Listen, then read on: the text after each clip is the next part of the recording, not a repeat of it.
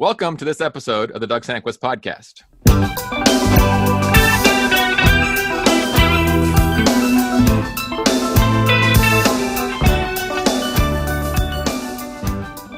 Where interested is interesting, and interesting people share their stories and build their biographies along the way. I'm your host, Doug Sanquist. I'm a dentist and a photographer, and now a podcast host. You can find me on Instagram and Twitter at Doug Sanquist, and on Facebook at Doug Sanquist Photo. And you can join our email list by going to DougSanquistPodcast.com. And we're also on iTunes, Stitcher, Spotify, and most of the other podcast networks. And I would appreciate it if you went ahead and liked and reviewed and followed and all that stuff, because it kind of helps me out just a little bit, if you're so inclined. And today's guest is Ron Clifford. Hey, Ron. How you doing today? Hey, how you doing, Doug? Hey. Good. And as with all of our guests, I don't have his bio, and I haven't read his bio, but I will tell you that Ron is kind of a mentor of mine. I was in a couple of photography mentorship groups with Ron. Ron's a professional photographer and an educator. He used to work as a mentor with the Arcanum, and it's a sad, we'll talk about that, but it all went away, and it's kind of a sad day for all of us, because Ron was a pretty good friend of mine, and he helped me out along my path to my photography career, and I'm grateful for that. But today's goal is really to discover Ron's real biography. You okay with that, Ron? Yeah, I'm okay with that. This is a big risk you're taking, eh? For sure. So to start off, I have a list of 10 quick and easy starter questions. There's no maybes here. You got to pick one. So Okay. It's either pick one or yes or no is pretty much how it goes. Pretty binary here. Gummy bears or M&Ms? M&Ms, definitely. All right. Sweet or salty? Salty. Hot or cold? Hot. And you live in Canada. Yeah. Would you ever wear flip-flops to Disney World? No. Okay. Are you an early riser or a night owl? More an early riser. Yeah. Yeah. Cow or chicken? Ooh, cow. Short hair or long hair? Short now. Should lift that up. I don't know. Tattoos, Your viewers yay. can't see that one. Yeah. Tattoos, yay or nay? Nay for me, but I'm okay with them. Okay. Yeah. Coffee or tea? Coffee. Cake or pie? Pie. And the bonus question, sauerkraut, love it or hate it? Yeah, I love it. Good sauerkraut. Yeah. Good. Yeah. I mean, I agree with you. I don't like the generic stuff. I like the artsy stuff that has all the different flavors, and that's kind of good. Yeah. All right. So where were you born, Ron? Well, I was born just a Greater Toronto area, a place called Weston, Ontario, or Etobicoke. Okay. So might as well be Toronto, Canada, you know. All right, and you've been there ever since, I take it, huh? Yeah, most of my life. I traveled a bit. As a young guy, I was in Montreal for a bit. And then as a teenager, I lived in Vancouver, North Vancouver for a bit. But really, most of my life was spent around the Greater Toronto area. Mm-hmm. And now I'm just 40 minutes north of the city in a place called Newmarket. Okay. So I'm literally a few minutes away from a downtown core and a few minutes away from the country. It's a nice place to live. Wow, that sounds pretty cool. So what would you remember as your earliest childhood memory? Oh, my earliest childhood memory. Well, that's been a long time since I thought about childhood memories. But what comes to mind when I think about early memories? I think about being a very young child. And my grandmother had a property, a back 40. So you'd go down these steps and she'd have all this acreage right along the Humber River. The Humber River is a big river that empties into Lake Ontario. And I remember going down there and I just loved exploring the off the beaten path along the river's edge, discovering things, wildlife, birds' nests, kicking rocks, getting soakers. Those are my best early memories. And I was really young. I don't know what my parents were thinking, letting me go by myself out there, but it was a different time for sure. Cause I mean, I remember those, I mean, I didn't really have a place to go do that, but I definitely remember like the wanderlust of like leaving the house at 9 o'clock and 10 o'clock in the morning and not coming home until 4 or 5 o'clock in the afternoon, and just I Just know, and we wondering. didn't even have bottled water. I mean, what were No, we? you had to get a hose. You had to go get a hose, or just Yeah, drink just out of drink out of the something or hose. whatever. Yeah. Yeah, but I remember that. I remember, as a young kid, I was really a loner. I've Hmm. always been very sociable, but I would call myself I guess, a social introvert. I Hmm. can spend hours, days by myself. Hmm. This COVID thing hasn't really interrupted me that much Hmm. because as much as I do love to be social and out there and travel and do all those crazy things I do, Hmm. I've really enjoyed being at home. Hmm. Yeah, So, my wife was very happy when I went back to work a little bit, because she's like, I yeah, need you out of the house. I she's can she's imagine. definitely like, and I'm kind of the same way. I could literally just I like that word, sociable introvert. I think that Yeah, actually would describe myself as well. I mean, I think that resonates, because I mean, I can spend a lot of time just by myself and not yeah. in yeah.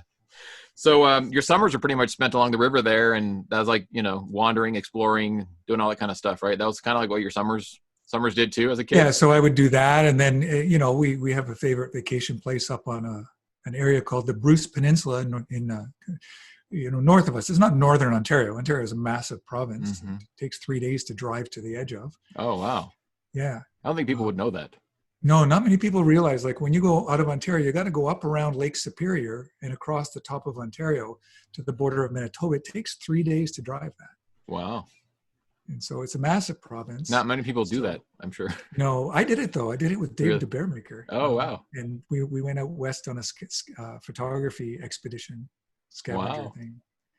that's Anyway, cool. in central Ontario, there's a place called the Bruce Peninsula, Hmm. and it's a World Biosphere Reserve. And my favorite times to this day are spent there along the shores of Georgian Bay and Lake Huron. Hmm. Uh, they're lakes, but really they're freshwater oceans. They're very Hmm. large. Yeah, huge. Yeah, Yeah. that's And cool. so, yeah, I just have this heart for big spaces and quiet. And Yeah, out in the middle of out in the middle of, I need to get up there sometime, and I've never been up there. I need to get up there and explore that. It sounds like a let me tell you when you're here, because fascinating I'll place. take you. All Yeah. right, sounds good. So, what was your first job? Remember your first job? Yeah. Well, my first job was actually cutting grass at a townhouse complex we lived at when I think I was about 13. And I wanted to make some money. I wanted to buy things. I Hmm. wanted to buy a bike. Yeah, that's a good So I was, that's a good job for a kid. So far, I've yeah, heard newspaper boy, and now yeah, stuff like that. yeah. So Cutting cutting grass. grass, but that was the first, really, maybe 12, 13. And by the time this complex was so big, by the time you'd finished cutting the grass with a push mower, the grass behind you was already grown. You had to go do it And so again. it was nonstop, like literally every Every every day. day You're after cutting school, grass. you have to cut grass. So that was a good Wow. job. Yeah. And both my parents were hard workers. I guess maybe that's one of the great things they left me was this. We worked from a very young age, and Hmm. we lived in I would call North American poverty.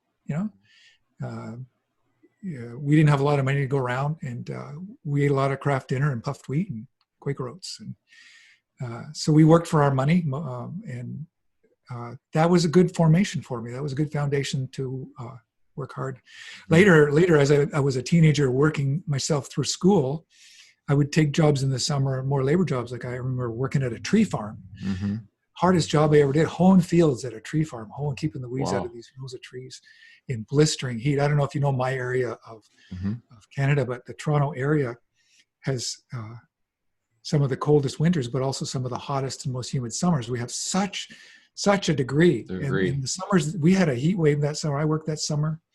It was I've never worked so hard in my life. It Hmm. was so hot out in Well, the it's middle pretty of the, much like at like Detroit, Michigan. It's like Michigan. It's like Michigan. yeah, it's It's pretty like similar. pretty And, similar and yeah, in and with the Great Lakes being around us, a lot of yeah. humidity. Yeah. It's just steamy, and you get those heat waves that center in right in there, and it can get really hot. And Oh, yeah, you walk out the front door and you breathe in, and it's like literally like being in a sauna. That first breath in is like, I hmm. can't do this today. Yeah.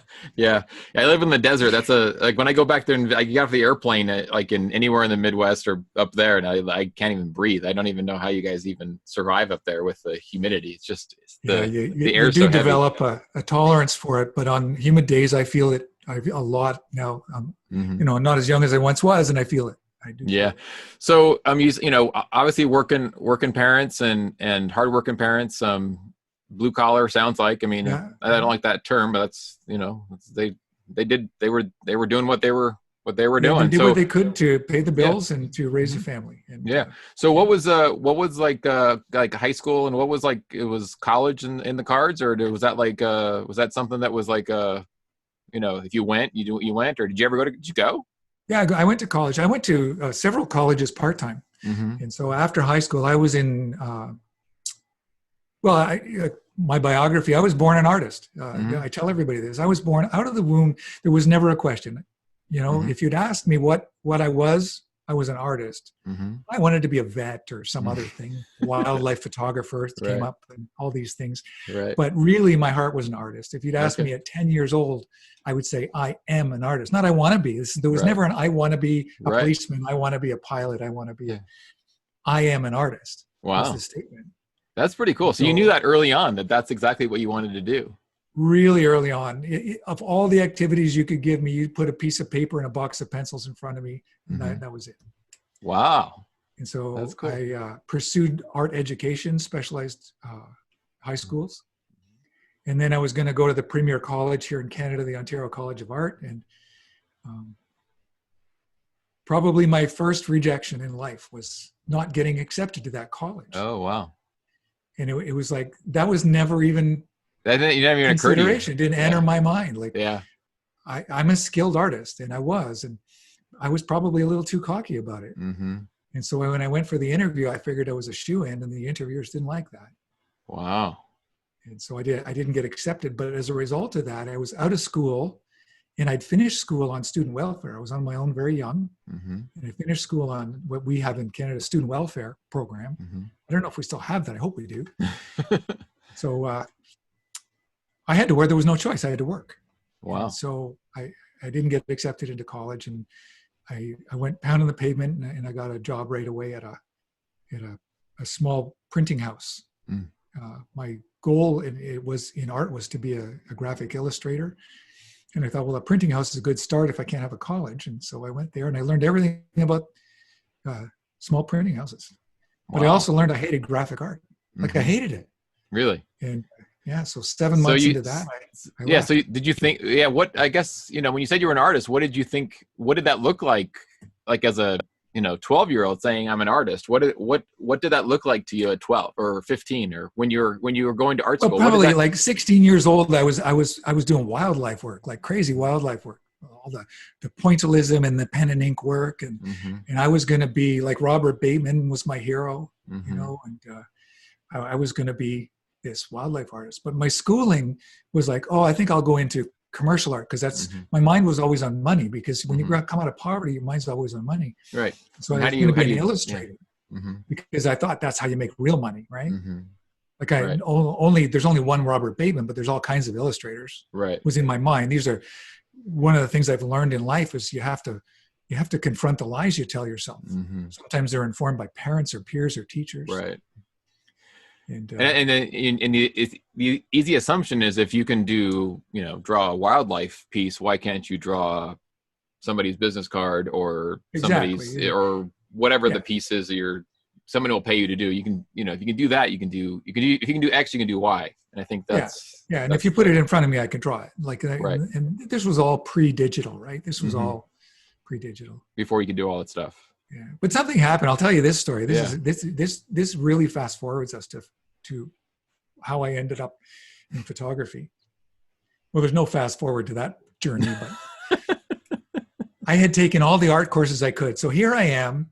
I'm at grade 11, and I have to make choices for art classes. I'd taken 19 independent art classes in high school because I was in an art school. Mm. There was no more art classes left, and I wasn't going to take like wrestling or physics by this time. I wasn't going to do that. Right. So how do I fill my courses? And my brother said to me, "You should take the photography course." Mm-hmm. The teacher then, Mrs. Thompson, wonderful lady, she ran a 2-year photography course. So there was grade 10 photography elective and grade 11 photography elective. And I said, yeah, but photography, that's okay for you, but it's not real art, Mm-hmm. Yeah. Right. And that's become part of my story because that was one of the lies I told myself. And Mm-hmm. it was a real stumbling block because I did take the photography credits to get my final 2 Mm-hmm. credits, as well as taking the advanced art courses. And when I put the camera to my face, something amazing happened. Like Mm-hmm. today I know what happened, Mm-hmm. but back then it was a conundrum. I mean, I was faced with this camera in front of my face. I loved this experience Mm-hmm. of taking pictures. And early on, I took portraits. Like I started right away taking pictures of people that fascinated me and macros. And I liked nature, but I was awful at it. Mm-hmm. Like awful. Right. Yeah. That was, terrible. Yeah. But here I was loving photography and wanting to be this painter or illustrator Mm-hmm. or artist. And I got to tell you the truth, Doug, it took me until I was in my 40s Mm-hmm. to reconcile photography as the art form that really resonated with me. Mm-hmm. I fought with it for that long. Wow. It's I think it's interesting you say that, because I think for a lot of photographers, I think it's a battle, and I think it's easy to see photography as I battle with it myself, because for me it's like, it's what I do. It's my outlet. It's my art. I mean, I definitely don't make a career out of it. It's not my livelihood, but it is something that it takes me away from where my other day-to-day jobs. And I think the hard thing that I have had to reconcile is that I've worked at it really, really hard, but I still think it's just taking a picture, and it's so much more than that. Oh, it's so much more than that. And I think so much more.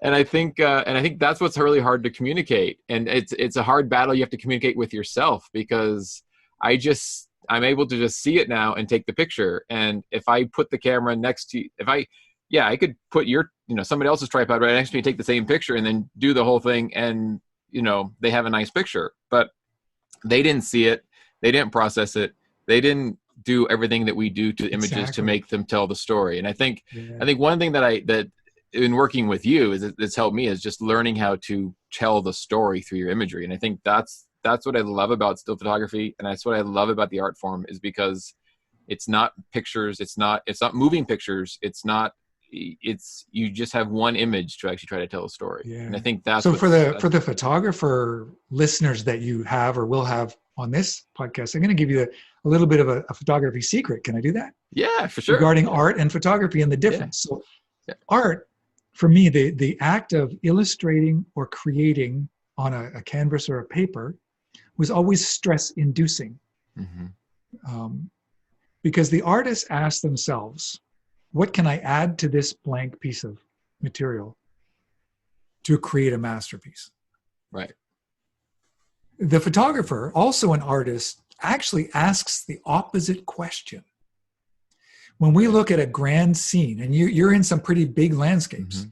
Right? And I'm sure you've experienced this, where you take your camera and your wide-angle lens and you get a picture because you're so enamored by all the grand in front of you. Mm-hmm. I mean, the Grand Canyon's pretty big. Yeah. But when you get home and you look at it on your computer, you go, well, that doesn't work. Right. And so here's the secret. The artists ask themselves, what can I add to make a great picture or a masterpiece? And the photographer asks, what can I take away to make a great photograph? Mm-hmm. Because we need to learn how to simplify our message. And you would have gotten this from me over the couple of years we worked together. Is we got to simplify. We got to tell our story in our image. What do we want the viewer to look at? Mm-hmm. What do we want them to feel? Because if we have too many elements, we lose them immediately. Mm-hmm. So that was just that tip. And I think it's very opposite. It's absolutely right. I mean, because a photographer's images that speak to people are usually the ones that have a singular point of focus that actually leads you to that story. And that's really the value of what a photographer does. And that's the difference between somebody who actually speaks to people and somebody who doesn't. And I think that's an interesting scenario there. It's a difference. I find it really fascinating that you went from just the illustration world and then just flipped into photography. I mean, I'm sure it happens all the time, but I can definitely see the tension there and the struggle, because you go from this is something, I mean, for me to draw something on a piece of paper, it's like, I can't even imagine doing that. But that said, one of my earlier, one of my guests he's a dentist, and he taught himself how to draw. He actually believes that you can, like, every single person's brain is capable of learning how to do a new task. You just have to tell it and teach it how to do it, and with the right repetition to be able to do it. I agree. He's like, there's no, our brains are able to do that. We have no limits, basically. Yeah. So, I mean, he taught himself how to draw birds, and he draws teeth, and he can, it's just put some effort into that, So that's it's interesting. I mean, Landing on photography, though, didn't happen right away. Like I said, it took till my 40s when I said, no, this is my thing. This is my jam. This is what I do. And more than just the act of photography, the camera is a tool of connection. So you know me, I'm a relationship person. Mm-hmm. I like relationships. I like communities, both in person and online. That's why I liked the Arcanum that is sadly gone. We worked in small communities of like-minded people toward unified goals. And that just makes my heart sing. But the years it took to get there was that not going to college. And then I went to college. I took painting and I took photography, both at college levels. And I decided, well, I'm going to combine art and photography. Here's how I'm going to do it. I'm going to become a retouching expert. Okay. Remember, there's no, we just had our first home computers. Like there was no Photoshop. Photoshop 1 wasn't even invented yet. Right. So you had to retouch you're retouching all sorts of different ways. Yeah. How'd you retouch back then? I went to Humber College, and I already had a dark room. I went to Humber College. I took a retouching course. I learned how to do retouching and restoration. And I was shooting weddings because, that's a business. Okay, that's legitimate. I can make money shooting weddings and portraits and doing retouching to combine my art skills and my photography. And so I was actually ticking along okay doing that. Half my time was spent as a photographer and retoucher, and I worked for other studios, and I was doing restoration of old pictures. It was working out pretty good. And the other half was I was a house painter, because once I left that job at the printing company, I said, well, what am I going to do? Like, I got to make money. Got to make money. Yeah. The only thing I knew how to do was paint houses. And so I opened a business doing that I actually ran for 20 years. Wow. While I was doing all these other things. And so I was a photographer, a restoration artist, and house painter.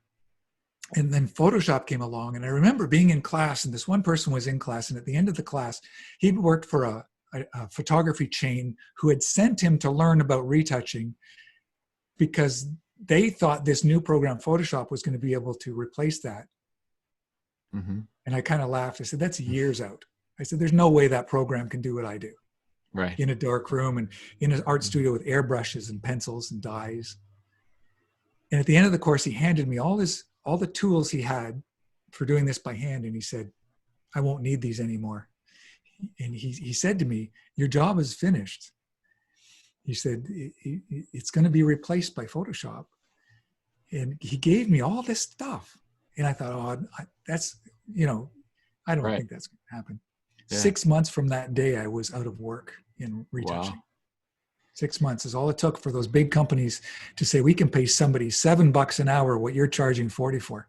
Wow. And give it to them digitally. And so you had to learn how to do Photoshop at that time.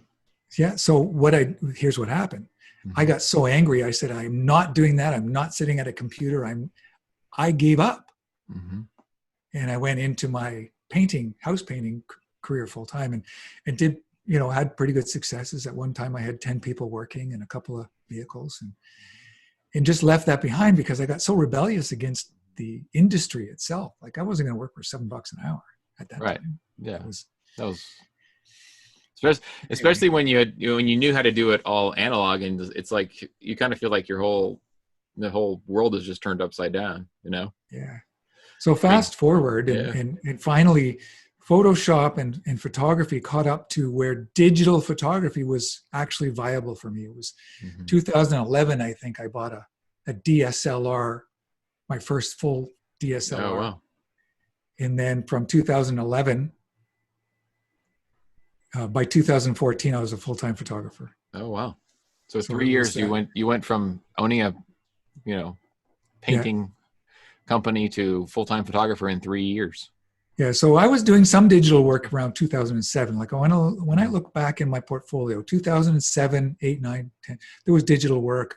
The cameras weren't there yet, Mm-hmm. and I didn't. That's wild. When I was in dental school in let's see, 94 to 97, and I believe I bought my first copy of Photoshop, which was Photoshop version 2. So I was a student, so I was able to get the second version of that. I mean, digital cameras really weren't even. We had scanners. We had to scan all the stuff into Photoshop, and if you got a drum scan, you could get in there. I really had no idea what to do with it. Then when I got out of school, the reason I'm telling you the story is because I started playing with Photoshop, and I started to get to know it. I didn't really know it that well. And then I got out of school, and I think 2004 or 5, I started, I had little point and shoot cameras. I think I bought my first DSLR in 2004, I think, the Canon 10D, I think it was.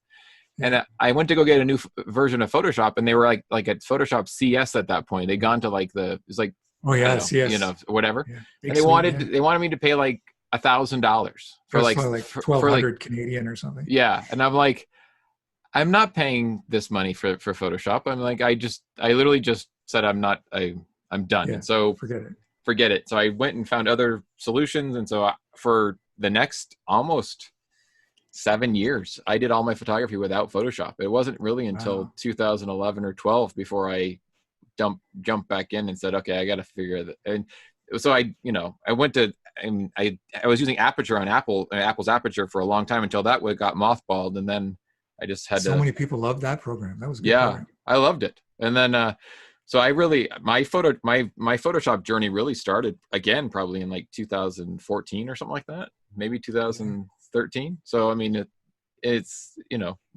a huge lift, but it's interesting how we've, you kind of go and everyone comes back to it though, eventually. Yeah. And I think that's what's interesting. To these things. So I have a saying, it hangs in my studio. And a friend of mine gave me the plaque because I always say you got to do what you can't help but do. Yeah. And that goes to a story. And this is 2011 was important because 2011 was when Google Plus on beta came out, right? Mm-hmm. Yeah. Their social media platform, mm-hmm. or attempt at a social media platform. Yeah. And in 2011, also, I was really starting to dive deeper into photography. Mm-hmm. And a friend of mine said, Ron, you got to put your stuff out there. You got to get it out there. Like, you're producing really good work. Because he knew I was a photographer all my life. Mm-hmm. Even though I was doing these other things, I always pursued photography. I was shooting slides. I was getting better at landscapes. I was always getting better at portraits. And he said, you got to get your work out there. And then somebody sent me an invitation to that platform, the beta of Google Plus. And I was never really on. I had a Facebook account that I never used because like I only had 3 people, like my family, on Facebook. Yeah. I didn't understand social media in 2011. Right. And then Google was their play for Facebook at that time. I mean, I remember trying to get in. They made a heavy play. I couldn't get an invite back in 2011. That was the problem I had. I couldn't get a beta invite. Somebody sent me an invite, right? Yeah. So then what happened? So then what happened there? I mean, So what happened was I started sharing my work on Google and to really compress the story. When Google Plus closed back, what was it, a year ago, February, I think? Yeah, I think it's like 19 March. Yeah. So I had nearly 3 million followers. Wow. And I had built a huge community, and I'd made connections in my industry, and I was a full-time photographer. And like that whole journey from 2011, when I made that mental switch, to when I put my work out there, was this accelerated journey that I couldn't even dream of. And one of the things I said to myself in 2011 is, I'm going to get back into this. I never want to have to sell a print to pay my bills. And so I had to answer the question, how do you do that? And I'm an educator. That's what I love to do. Right. An example of that is I took that course for photo restoration and retouching. I was the teacher the following year. Oh, wow. That's cool. Yeah. And so that's when my student gave me his stuff. So I just can't not teach and mentor. Mm-hmm. It just comes out of me. I just Mm-hmm. do it. I see a person's path, and I see places they're kind of got blind spots, and Mm-hmm.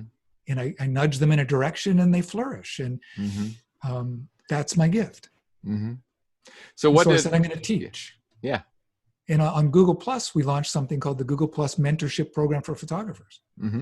And that was a free program where photographers were allowed to create a little program and run it in a small, when they released Google Plus communities.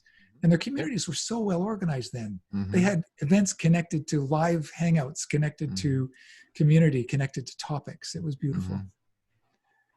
And then when we got that chugging along, I was invited to that thing called the Arcanum by Trey, because he was familiar with me because of the platform. Mm-hmm. Right. And he said, how would you like to help be one of the 6 mentors to start this new program? Right. And that started the Arcanum journey, which led into me Mm-hmm. in my time there onboarding 70 masters and bringing on more than 1,000 students on that platform. Mm-hmm. But eventually that went away. Google Plus went away. The Arcanum went away. But that was the journey. That was the journey into being this full-time guy, like this guy from Newmarket, Ontario, that hardly knew a soul in 2011, was only just recovering. That's another story we'll talk about.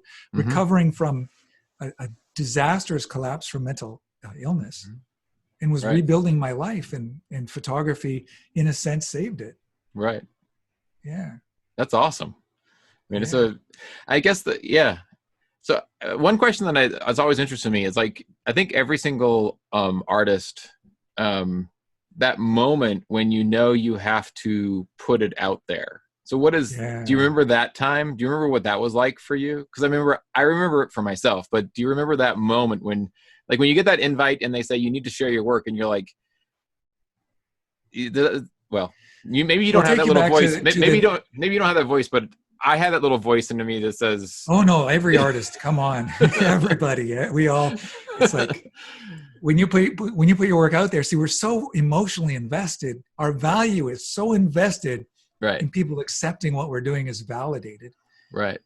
What happened on that platform? And I got to go back to Google, because I had a community of people, and I was starting to realize, like, really early on, I put my work out there, and I got a very positive response. And that was like, might as well just turn on the dopamine receptors, right? It's like for the artist, like, woo, yeah, oh, somebody likes it, like, oh, I'm going to do more of that, right? And it definitely is like the rat studies. Photographers, I have yet to meet a photographer who doesn't have an attention issue, right? I'm not going to call it a disorder, because I don't think it's a disorder. No, I don't either. But we have we love, like, the shutter is a dopamine. It might as well be a selective serotonin reuptake inhibitor in your brain, right? Right. Yeah. Might as well. You click that shutter and the dopamine just fires. Yep. And then, especially now, when you see the back of the screen, you immediately get that chill up your spine, because you caught the moment. You're like, you did it, like, whoa, And then you go see it on the computer. You're like, oh, I missed it. I mean, it wasn't out of focus. Yeah. Yeah, or whatever. But I mean, yeah. So do you remember that? Do you remember that time? I mean, do you remember that moment? So I'll give you one example that really, really made me realize that I had something a little more than I thought at the beginning. I was on Google Plus, and only really a small community at the time. And then this photographer named Colby Brown saw one of my pieces. It was a spider, a funnel spider. It was a macro funnel spider, and it made him. He said it gave him the heebie-jeebies. It was such a shock on his screen, because it's a powerful image. Yep. And he shared it, and overnight I gained 1,000 followers. Wow, that's crazy. It was like, what just happened? Mm-hmm. Right. Hey, and then. Over a few short months, I gained 40,000 followers just sharing images and telling stories. Wow. And I thought, well, something might be here, right? There's something here. Like, I've tapped into something. Right. And it turned out I tapped into a photography community that loved affirmation about their journey. Mm-hmm. That's what it was. What I had experienced was affirmation about my journey. Right. And it led to mentoring. And then it led to what I do now. I still mentor. I just this week launched a new platform. Well, I haven't launched it. It's about to be launched. I'm collecting the names of those first people. But so what happened was, I saw a great need to help creative people who were on the edge of that. What's it going to be like if I put my work out there? Mm-hmm. Or how do I get better without getting knocked down? Mm-hmm. And that kind of became my give back, Mm-hmm. was helping people by using encouraging, honest feedback. Mm-hmm.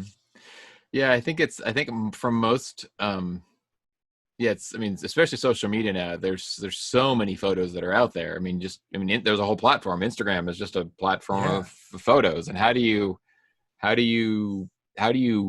poke through with all of the, I mean, it's like everything is against the little guy, just trying to get traction anymore. Yeah. Oh my goodness. And so, I mean, it's like, yeah. So like you had like, you caught lightning in a bottle. I mean, cause I was on Google Plus eventually. I mean, you definitely, caught lightning in a bottle to actually get going. Cause there's, lots of us never got there. And, obviously it's your way of,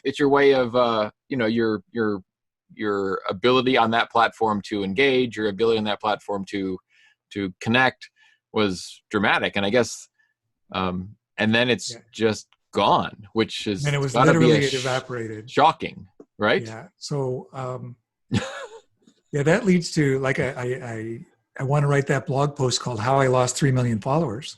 Right. And then the period of mourning that happens afterward, because you put your identity mm-hmm. into this creative pursuit and likes and followers and this whole charade of popularity. Mm-hmm.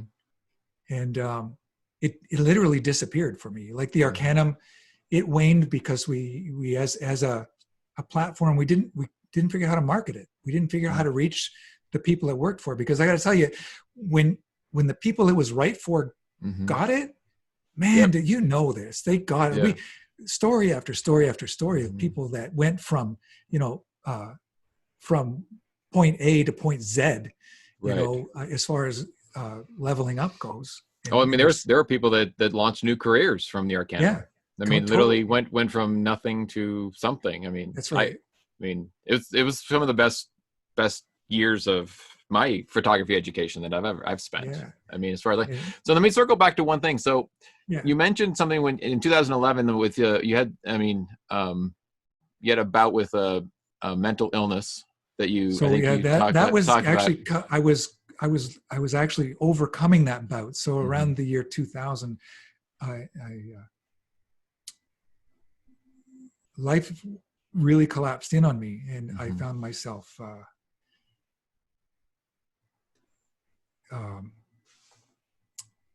life spun out of control. I couldn't make sense of life. I'd always struggled with periods of depression. Many artists do.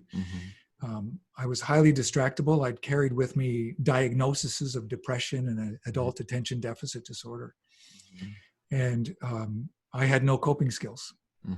Goes back to my background. I was brought up in an environment with absent parents, and they worked and they did what they could to provide a home, but I was on my own at a very young age, 15 years old, and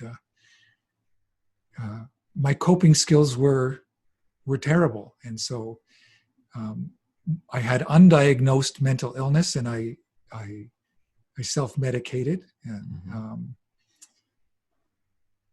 all that came to a crash, really, at around 2000. I had a family, and I had 4 kids, and a house, and 2.5 cars. I had the dream, right? A business. And then I woke up in the hospital. Wow. Don't expect that. Yeah. I said one morning or one day I woke up and I said, "Hon, you got to take me to the hospital." I said, "I have to go now." And that began another journey. My life is full of journeys and stories. And in the hospital, I got an accurate diagnosis of bipolar 2 disorder, something that had been missed all my life. And a doctor there, a very nice gentleman, Dr. P, gave me a handful of pills and said, "Take these, we'll talk tomorrow." And the next day he gave me another handful and said, "Take these, we'll talk tomorrow." And a few days in, my head was beginning to get clear. And he did a family history, and he said, you've been misdiagnosed all your life. You don't have all these other problems. You have bipolar 2 disorder. Right. And we can get this under control. Right.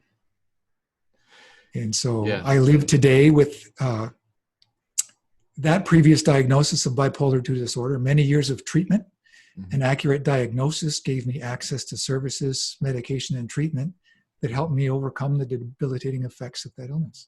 Yeah. And so I'm one of the very fortunate few that live today very differently. I'm fortunate that I can be currently unmedicated. I changed lifestyle. Yeah. I changed diet.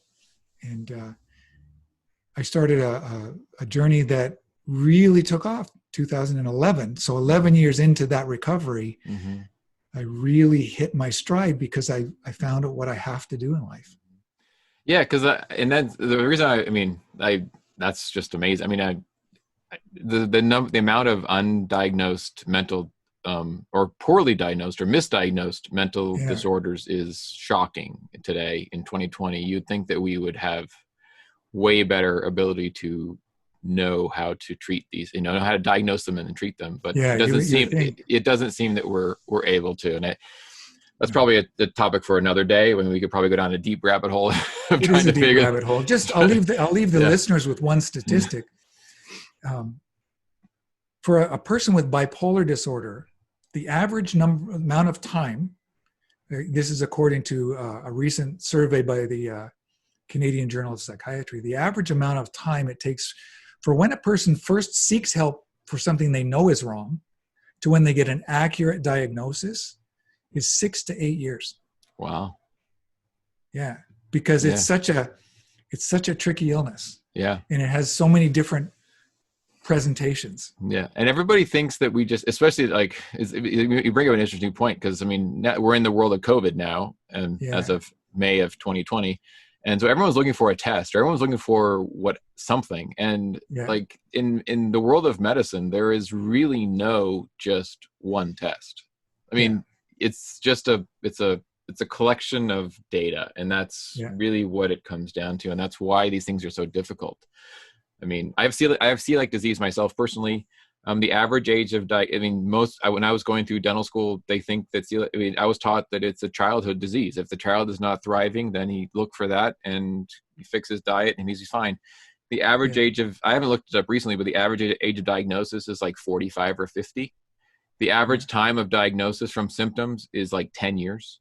It's longer than it's like, so people are living with these chronic things that if they were just diagnosed, the mental illness from celiac disease is significant. I mean, just dietary changes. All the repercussions of all the bad choices, all the people self-medicating because that's what we do. Like, we're looking for this relief. Right. And we find a version of it. Right. Right. In drugs or alcohol or sex or whatever. Whatever. Yeah. We find a version of relief. Instagram. I mean, the dopamine. It doesn't matter what pick your poison, right? Yeah, it's all there. But it's not. It has no long-term solution. It has none. Yeah. So circling back to like literally losing in 2000. When did Google Plus shut down? And like 2018, 19. I mean, literally, 19, I guess, literally. I mean, this is going to sound dramatic, but you lost pretty much your whole entire social gathering in one failed swoop. So my social net collapsed, and then the Arcanum as a result shut down. So that was half my income was from the Arcanum. The other half was from travel and teaching. I do. I have the moniker, the bipolar photographer, because I do expedition photography. I lead groups of people, right, and do expedition photography in both Antarctica and the Arctic, and that disappeared. And then with COVID, all my trips disappeared. Right. And so there's been this year of it's been disappointing. Like I'll be honest, it was a hit. It was a real big hit. So how do you handle? I mean, I understand all you're medication free now, but I mean, do you ever do you flash back to like say 2001 to those dark days? Is that a battle every day where you're like you dip back into that, or are you pretty much just at I can handle this now? I have a good support system. The best answer for that is, I have bad days. You know what? Everybody has bad days. I have bad days. And the people that are really close to me, they know my nuances. I'm pretty moody. Mm-hmm. One of the reasons I thrive in online communities is because I don't have to always be Mm-hmm. 100% Right. to be effective. It's not like going to a job, like a Right. teaching at a college. Yep. I can have bad days and nobody's going to have to know about it. Mm-hmm. Right. So that's one thing. This whole online thing for me as a career is brilliant. Mm-hmm. It's really brilliant. I do have bad days, but my bad days today are better than my best days in And the the other, 90s, yeah. So there's a world of difference. Like when you have a support system Mm-hmm. and coping skills Mm-hmm. and an altered lifestyle, Mm-hmm. those things change your life. Yeah. I mean, there's all kinds of things that we can dive down into. There's Mm-hmm. the faith journey, there's the Yeah. physical health journey, there's all these components come Mm-hmm. together to create a healthy lifestyle. Where I was recently because I needed a marine medical certificate to do my travel. Mm-hmm. I was at my psychiatrist and he'd seen me and I hadn't seen him for a few years. And I went in and he said, "Why do you need to see me? Is everything okay? Do you need Mm-hmm. some help?" And I said, "No." I said, I need you to write a letter to the government to say that I'm okay to do this. Mm-hmm. So he said, "Well, no problem." He wrote a letter. He said, Mm-hmm. I find no evidence of a mental illness in this man. Right. Like, It's good. It's like the heavens opened, right?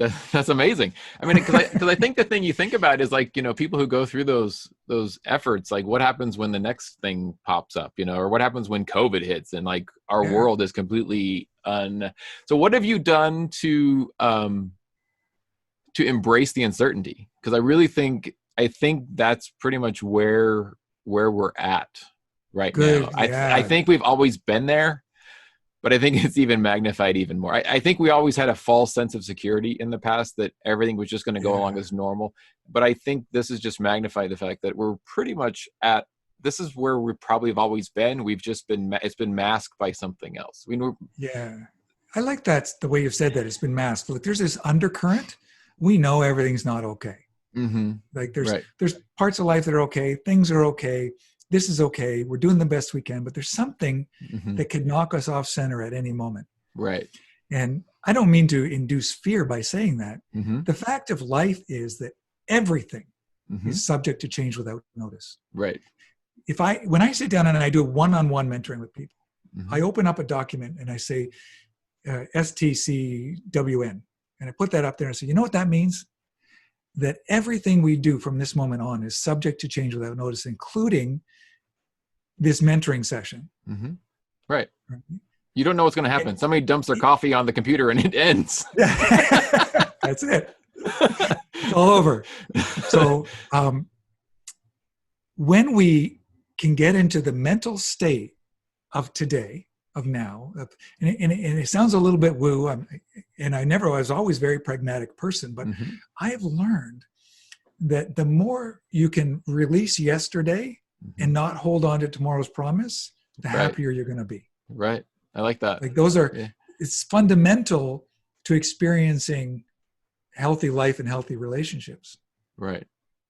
And so we can make all kinds of plans, and planning is healthy. Don't hang your hat on it. Mm-hmm. Just don't hang your hat on it. The hardest thing to do, though, is when something like this hits, is first allow the disappointment. Mm-hmm. Right. And for weeks, I literally mourned some losses for the whole year, really, for the years in a bit since the Arcanum closed and Google Plus closed. Mm-hmm. I had to allow a period of mourning, mm-hmm. but I was very aware that's exactly what I was going through. Mm-hmm. Yeah, I think that's actually a powerful point right there, because I think sometimes we don't embrace we don't embrace the ability to just mourn, and sometimes you just have to. We're human beings. Mourn. We not only do we mourn the loss of people, mm-hmm. we can mourn the loss of careers or communities. We can mourn the loss of pets. Some of us bounce back sooner than others. I think it's the balance of knowing, okay, I've been mourning for a long time. I'm going to have to do something else because I can't do this forever. And I think that's the self-talk that has to go. Yeah, that's the pivot. So let's talk about the pivot. Yeah, because for sure. That's the catchphrase for the next 10 years. Because it is, COVID, yeah. Right? Right, yeah. So everyone's talking about the pivot. And I belong to a lot of entrepreneurial groups, and they're all trying to pivot, right? Mm-hmm. Photographers who don't have work are suddenly pivoting. And Dentists I've who had to need pivot, but I'm dentists who don't have pivoting jobs and to do something I was already planning to do. hmm I'm pivoting to something I already had plans for, but I hadn't finished my mourning period. hmm And I'm a slower start. Like I tell people, I'm a bit of a slow start. I hmm take my time, I really consider it, but when it's time to hit the gas pedal, I'm 100% on it. hmm And so that's what I've done. I've pivoted now. I've been saying I'm going to launch my hmm own community-based learning platform hmm or community, and I've worked towards that now. hmm And that's the next move for me. So while I'm still going to be a portrait photographer, I'm still in conversations with expedition companies that want to use me in Antarctica and the Arctic or around the world. hmm Although we know that's probably not going to be for till 2021 or 2022. Yeah, That's who knows? all Who knows? happening. I'm having meetings, I'm hmm having discussions. Nobody But knows what that looks like today, right now. Yeah. no. So today, my pivot is I'm doing that thing I can't help but do. And I know that mentoring students brings me joy. Mhm. I just know that my life is fulfilled when I'm helping other people reach their potential. And I light up. I can't help it. It's awesome that you have such clarity about that. I mean, I think Yeah. that's, would you call that your greatest success so far? You think as figuring that out, or is there something else that is out there that an accomplishment or, like what would you consider as your greatest success? Oh boy. I have a great relationship with my children. Uh-huh. That's awesome. That's my greatest success. I love that. Because I think that's, they will love that more than you will, I think. Yeah. In a weird way. Yeah. Are you someone who holds regret or that thinks about regrets? Not so much anymore. No, Mm-hmm. I really am. I move forward every day, Mm-hmm. and I've learned how not to hold on or to ruminate, because one of the benchmarks of mental illness is ruminating in Mm-hmm. past experiences or past failures or perceived failures. Yeah, and that And actually circles back to that comment you made about, you can't hold on to yesterday and you can't hope for tomorrow. you can't hang your hat on tomorrow. You just got to live today. right today. And, I think That's polar travel does that for me too. One of the people say, "Oh, you're going to these incredible places. It must be terrifying." And in one sentence, yes, it can be, and in the other sentence, no, because you're literally forced mm-hmm. to every moment is a new moment. Mm-hmm. Like Antarctica is the most wild place on Earth. Mm-hmm. It can be sunny one day or 1 minute, and then there's 100-kilometer-an-hour winds, katabatic winds coming off of a mountain force you back to the ship, and you're racing time to beat this storm. Storm. Whatever, if you can get there. So you literally live minute by minute, and everything just unfolds as it does. Mm-hmm. Expedition cruising is, we have a saying, there's plan A and plan B and plan C, plan D, plan E. And very rarely does plan A ever happen. Yeah. Well, I think what's interesting is if you've never been to the Arctic or been to these far-flung places of the Earth, I mean, the imagery is amazing that you get, but people don't really understand that it's really like the weather is like the number one denominator. I mean, it is the number one. So you wake up in the morning and you want to know what the weather's going to be like, stick your head out the porthole, because there's no forecast. There's no forecast. There's no, and if they did have a forecast, it doesn't mean anything. I mean, it's just like, it's just the day, And then if it's bad right now, wait an hour and you'll find out what happens. I mean, the times you leave are the times that it's something that happens, So what would you say is your greatest fear? Not reaching my potential. I think one of the reasons I love helping people reach their potential is because it was my greatest fear. When I was in the hospital, when I was looking up from that hospital bed, when I was,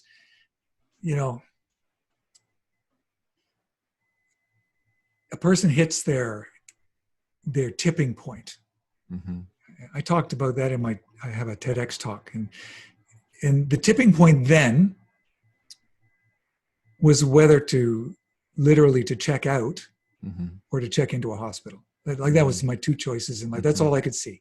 Yeah. And I checked in to the hospital. It was just a Y in the road, and that was it. Yeah. But if I checked out, I would have I would have fulfilled my greatest fear that I didn't reach my Mm-hmm. potential.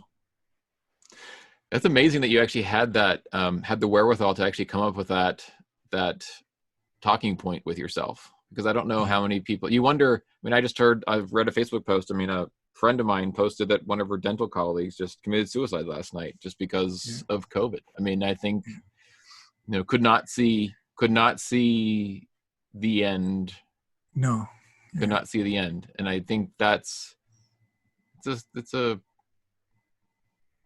yeah, I mean, I'm certainly glad that you saw those two paths and not just one. Yeah. I try not to take too much credit. I believe there was a level of divine intervention in my life. In the miraculous recovery that I had wasn't all my fault. First of all, getting to that point wasn't all my fault, and recovering from it wasn't all my fault. Right. Yeah, for sure. I don't take the blame or the glory Yeah, entirely. you can't take anything. Yeah. So what would you say is your greatest inspiration? Seeing people overcome. Mm-hmm. When a person hits a new level, and it doesn't have to be monumental, Mm-hmm. I love seeing a person hit their next level. Mm-hmm. Like, I just get jazzed when somebody solves a problem, hits a new level, or realizes that the thing holding them back the whole time was just their head. Mm-hmm. I just get pumped. Yeah. Like when I'm doing a critique, and I see, because when we did critiques, they're live, just like we're doing now. Yeah. And I'm showing a person something or talking about something, and there's a moment. Often there was tears in a critique, because the person, the moment, that moment is what I live for. When their brain lights up and they get it. They just get the next level, or they just get how to overcome, or they just get that they can do it. That's what lights me up.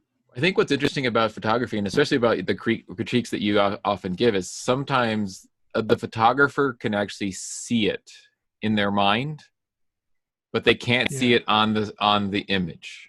So so there's a disconnect between what it is that their brain is trying to see, but the image is not portraying. And once you're able to help them actually do in the Photoshop or with the image to actually help them see what they're seeing, the light bulb goes on. Yeah, just bing. Yeah. Does that make sense? Did I get that right? That makes perfect sense to me. And I know that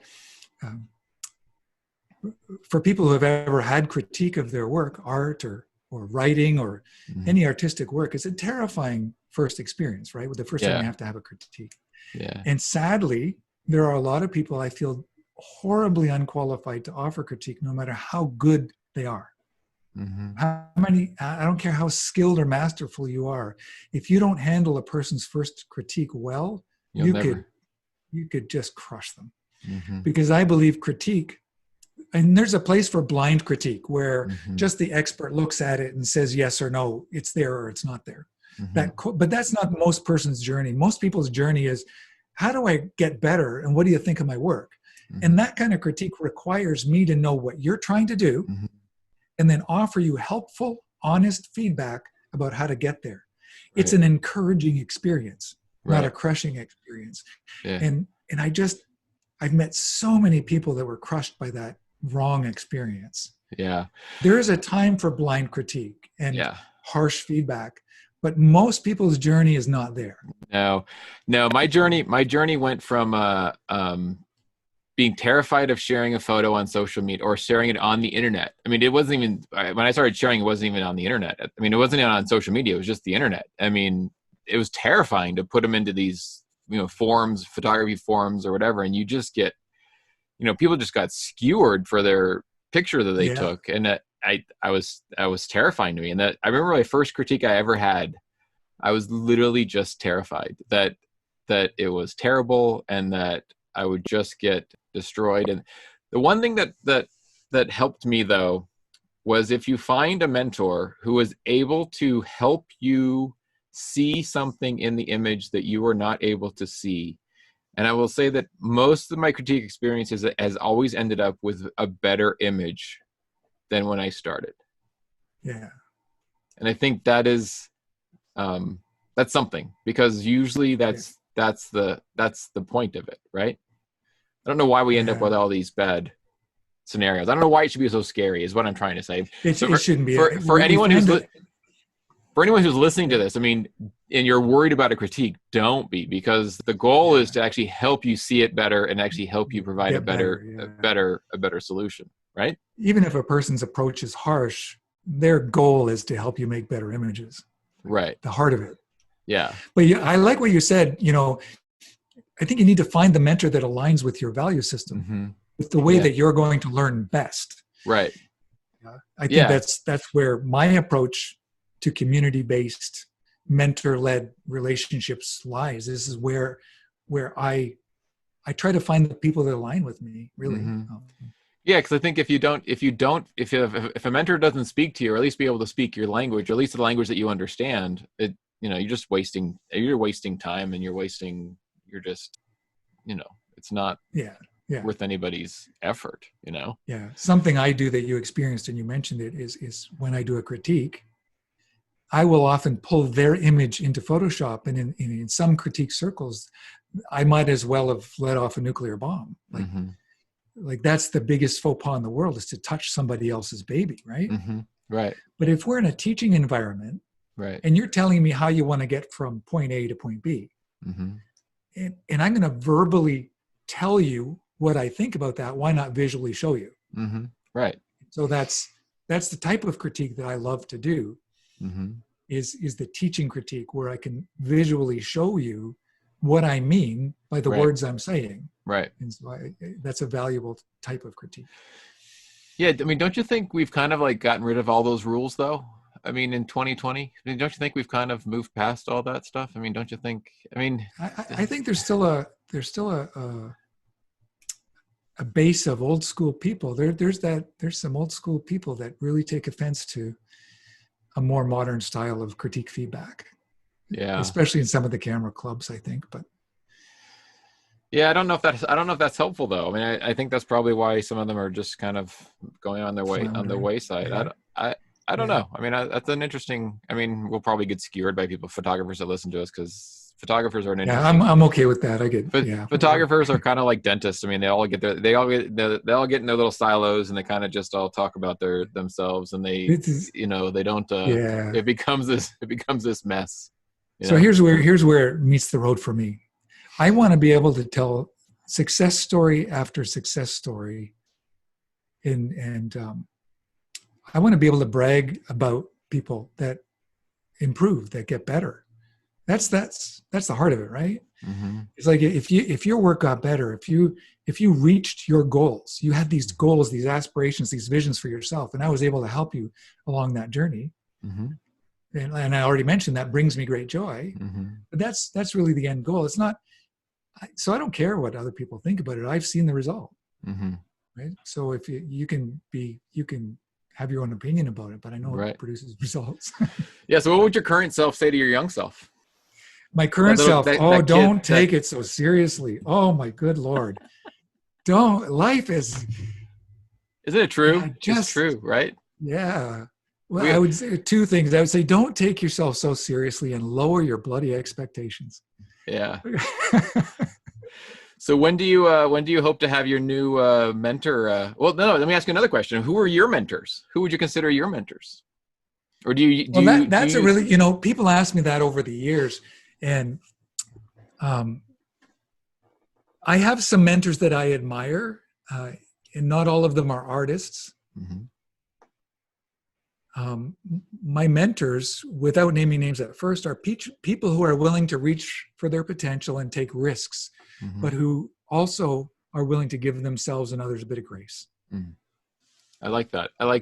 I think that's I think the grace part is something that is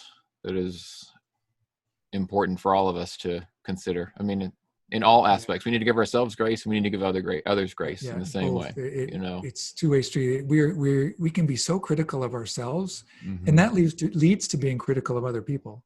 I hold myself to a high bar, and that leads me to holding others to a high bar, and I got to be always aware of that. Yeah, one of the things that's like, after going through the Arcanum experience and the things that we talk about, we literally will go, in those days we'd look at an image, it would be up on a wall for like 3 days, and you have 20 comments about this image, talking every single detail of that image, now you have friends who post things on Facebook and you're like, well, why is the horizon crooked? Or why Yeah. is the, and at some point it's just a picture and they're just having fun posting their picture Yeah, from the trip on Facebook. It's like, just enjoy it. just Yeah. enjoy it and then just move on. It's not that, It's like, it doesn't really matter, yeah. Um, Yeah, we do enter a whole new world when we get into the world of creating masterpieces because we right. become critical. Yeah. Yeah. So what are the few things that actually keep going? They actually keep you moving forward. What do you think? What would you say the couple of key things are in that way, if that makes sense? It all comes down to relationships and progress. Mm-hmm. If I'm not contributing to making something a little bit better, I feel a little more dead inside. Mm-hmm. The longer I'm not contributing, the more dead I feel. Mm-hmm. And that's just my character. I don't know if that works for everybody. Like, Mm-hmm. I really don't know. Mm-hmm. I know that for me, I need to be making a difference in leveling up or lifting up Mm-hmm. somebody else along my own journey to some kind of perfection or betterment. And if I'm only focused on my art, or if I become that artist and lock myself away and only want to produce great work, I really die inside. Mm-hmm. So Yeah. probably my greatest work, my greatest accomplishment isn't the images I create. And I always said, when I write my first book, it's going to be called It's Not About the Camera, because it's really not. The greatest accomplishment in life is being part of humanity. And I agree with that. Yeah, contributing to others. And I think you've known me long enough to understand that that's not just a foo-foo saying or an unrealistic ideal. That's what really does bring me joy. Mm-hmm. Yeah, I mean, I think that's really you pretty much just stated you were actually one of the people who can actually state their actual true, in my mind is actually their true biography. I mean, I think you're an educator at heart, and you are a mentor. You're a mentor's mentor, and I think that is something that not many people can actually get to. I'll tell the people here. I mean, I'm a dentist, but I'm also a photographer. And just this last fall, I had my very, very first art gallery, and most of that is really all related to having Ron as one of my mentors and a group of other people. But am I a master photographer? Am I a master artist? No, but having your own gallery was a pretty cool. It was one of those moments in your life you're like, I can't believe this happened, and this is pretty cool. And if I could ever do this again, this is pretty exciting. But I mean, you just realize that it's a culmination of all the work over all those years, and I think that's I think Ron's ability to actually help people reach their goals, and even if they don't even know what those goals are, is something that is something to be thankful for. And I appreciate the fact that he's able to do that, and that he's on this earth helping people find out what their path is supposed to be in some way. That makes sense. Yeah, makes sense. And I believe that has come out of my own trying to find that purpose in life, my own, and I don't like to use it too much, but my own failures or my own struggles or my own breakthroughs, all of that informs what I do today. Right. Yeah, we often learn more from our failures than our I agree. Than anything else, Yeah. And I think moving forward out of COVID, I think we have all these opportunities. Yes, it's really uncertain, and yes, we have no guarantees of what happens. And I mean, we could all lose something important tomorrow, but I think we also know that we also have an amazing network of humans that can actually help keep moving us along. And I think that's the lesson here in my mind. Yeah, for a person that loves to stay connected, that's the one thing COVID does. Although I do like my alone time, there's a limit, and COVID isolating. Thankfully, my family is here and together, and so we have that. One thing COVID's done, and I always brag about this, is family dinner time. Something North America has lost is family dinner time. Yeah, for sure. And so we all take turns making dinner, and it's a good idea. We sit down together just about every night. Wow. Together. And that has done more for our family dynamic than anything in the last 30 years. Right. I like that. We actually have started with other family members out of state. We actually schedule Zoom time, and we'll just, last night we had a Zoom call with family members for like 3 hours. I can't remember the last time we spoke to those people for 3 hours in Yeah. years. I mean, and it's just, Wow. you just put the Zoom on and you just talk, So, Mr. Ron, when are you launching your new mentorship program? When is that? Do you have any details to share, or do you know when that's So yeah, that's coming up? I'll share a little bit about that. Thanks for asking. Yeah. And the Mentorship Plus is a community-based mentor-led learning platform currently for photographers who are looking to expand their creativity, learn some skills, and connect in community. And my official launch date right now, although it may be sooner, the latest it will launch is June 1st. Mm-hmm. But I'm asking people to let me know that this is something that really interests them now. Mm-hmm. They could go to ronclifford.com/mentoring. And there's a place you can just add yourself to the list of people to be informed. We're going to start at $29 a month for a foundation community and a mentor-led community. And then there's going to be things that you could do beyond that, like independent courses or cohorts, more genre-specific or skill-specific learning on top of that. Okay. We already know the model works, but that's what I'm doing. I plan to launch by June 1st or sooner. Mm-hmm. I'm doing what they call a founders members launch. So I'm going to lock people in that decide to do this now at the founders members cost, $29 a month. And they're going to have that for life. Extra courses, other things on top of the big community would be extra, but they get that locked in for life. Gotcha. And there is no commitment. If you do it for a month and it doesn't work for you, don't renew next. Yeah, it's go on your merry way. Yeah, that's cool. And then you're hoping to get back on the Antarctic trips and the Arctic trips in the next year or so. That's probably true too. And right? Africa, I love Africa. I got addicted to Africa on my first trip. So I do all the A continents, Africa. Yeah. I guess the Arctic's not really a continent. It's just a big sheet of ice. It's just a big sheet of ice. Yeah, well, it's interesting because your wildlife photography is amazing, and I just don't have the patience. It must, I can definitely see I didn't know that you were a wildlife artist from way back, and I can actually see the artist in your wildlife photography. I can actually see your art now that you talk about it. I can actually see your drawings in the stories that you actually present with your penguins and your images. I can see that. I mean, I hadn't put those two together yet, and that actually puts that together for me, which I don't know if other people had known that. I don't know that, but I can see that because I'll tell you a really quick story to finish that thought up. My daughter, she's 20 years old, a millennial, literally. She was born in the year 2000. But she's scrolling through my Instagram one day, and she's an artist. She does design. She does graphics. She's really got a really great aesthetic. She's young. She's in touch with everything. And one day she turned to me and she said, "Dad," she said, "I've been scrolling your Instagram wildlife, nature." And she said, "I didn't realize how cohesive your work was. How much of what you're talking about was in there as an artist." She says, "I see it now." Like as she scrolled through and saw but that was a real compliment because I don't know if many people do notice that. So thank you. Right. Yeah.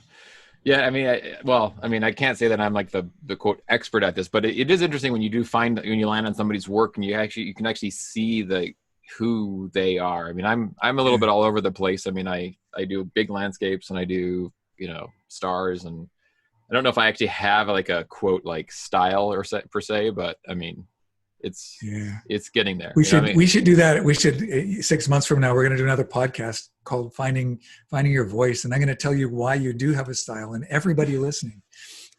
Yes. No, you're right. We all do. I mean, you're absolutely right. It's just, I think most artists aren't aware of that, aren't able to actually identify that. I think that's what's interesting, right? It takes them a while to figure that out, It does. Yeah. Well, thank you, Mr. Ron. I mean, I've really appreciated this time spent. I'm excited about your new endeavor. I think there are photography students out there that need a mentor and that are looking for a mentor. And I think this platform sounds like a great place to start. I mean, they're often safe places. I always enjoyed my time in these types of environments. And Yeah. I think it's a pretty cool. I think there's no better time for something like this to happen. I'm glad that you've gotten over the mourning, and I'm glad that you're moving into this new venture, and whatever happens, you'll learn from it, and you'll Yeah. pivot, and Well, you'll move on. I mean, yeah, even if you land on something, you land on something. If you don't, yeah, I'm you'll going to give pivot, it and my best shot. you'll go Yeah. from there, you know? Yeah. So, and I'll make sure I put all the links to all that stuff into the show notes of this show. So if you want to check out Ron's stuff, and make sure you check out his Instagram page and his Facebook page. He does have a Thriving Photographers Facebook page that is quite Facebook group. active. Yeah. And you know, I'm a member over there too, and so there's a decent number of. How many people are in there right now? How many people are in I that think group? we passed 450 members. All It's right. a really engaged private group, and one of the reasons I've kept it private is to really control that Mm-hmm. the connected feeling we have. Mm-hmm. You know? Yeah, just trying to kind of Yeah. keep it less. Yeah, so it's a private group, so you kind of have to you have to knock on the door to get in, but you know, Knock on the door and answer 3 simple questions. yeah, he'll And, let you. yeah. He'll let you in. Yeah, and then yeah, and I'll put links to the membership page in there, and then you know, if you have any feedback, please let me know. And thanks for joining me today, Ron. Oh, thanks for having me. It's great to catch up. Yeah, it really is, Doug. For sure. I mean, there's lots of other rabbit holes we could have gone down, and maybe we'll you know, pick another topic and go down another rabbit hole. But I think we got a pretty decent, you know, a decent look into like what makes Ron tick and what makes him successful as who he is and how he got here. I mean, it's a pretty cool story, actually. I mean, you know, by the bootstraps, and I love those stories of people getting themselves, you know, out of whatever. Let's face it, no matter who we are in life, everyone has struggles, everyone has dips and valleys, and at the end of the day, you just kind of have to just plow through them. And I think that's what's cool about all these stories, right? Well, thanks for letting me share on that. You cracked that open. They cracked that nut open, so we got to hear it today. Yeah, that's right. Yeah. Thank you, sir.